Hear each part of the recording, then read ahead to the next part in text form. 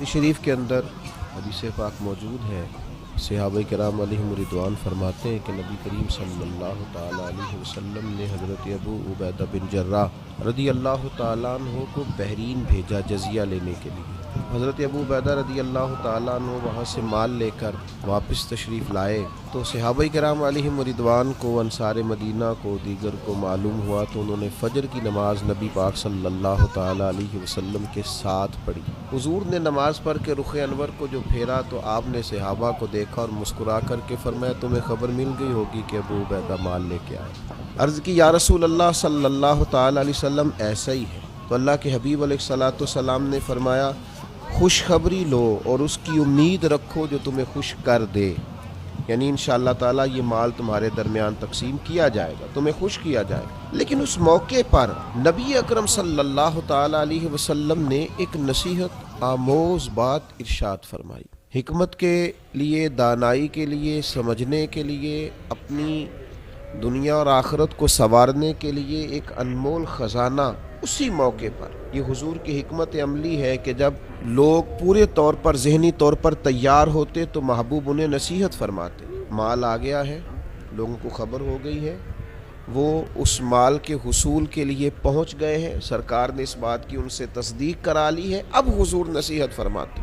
نبی کریم صلی اللہ تعالیٰ علیہ وسلم ارشاد فرمانے لگے اللہ کی قسم مجھے تم پر تنگ دستی کا خوف نہیں ہے، لیکن مجھے تو یہ خوف ہے کہ دنیا تم پر کشادہ کر دی جائے گی، جیسا کہ تم سے پہلے لوگوں پر کشادہ کر دی گئی، پھر تم بھی دنیا میں رغبت کرو گے جیسا کہ تم سے پہلے لوگوں نے رغبت کی۔ اور کریم فرمانے لگے یہ دنیا تم کو عبادت سے غافل کر دے گی جیسا کہ ان لوگوں کو دنیا نے عبادت سے غافل کیا۔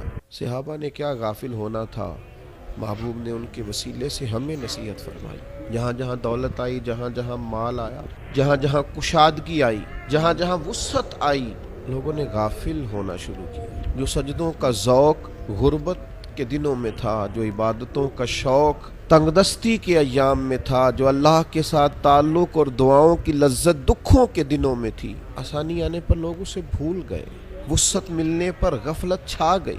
نت نئے کھانے، نت نئے کپڑے، نت نئی گاڑیاں، نت نئی سیاحتیں، دنیا میں لوگ کھوئے اور کھوتے ہی چلے گئے۔ اللہ کے حبیب علیہ الصلوۃ والسلام کے لفظوں پر غور کیا جائے، حضور فرماتے مجھے خوف آتا ہے اس بات سے کہ تم پر دنیا کشادہ کر دی جائے گی، تم دنیا میں رغبت کرنے لگو گے اور پھر دنیا تمہیں غافل کر دے گی۔ الہاکم التکاثر حتی زرتم المقابر۔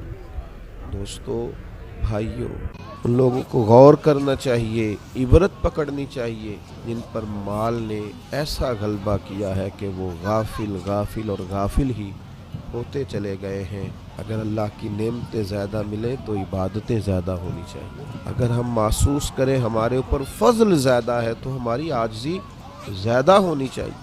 اگر ہم محسوس کریں کہ کشادگی زیادہ ہے تو ہمیں اللہ کی عبادت کے لیے فارغ زیادہ ہونا چاہیے۔ اللہ تبارک و تعالی ہر غفلت سے اور غافل کر دینے والی ہر چیز سے محفوظ فرمائے، آمین۔ وما علینا۔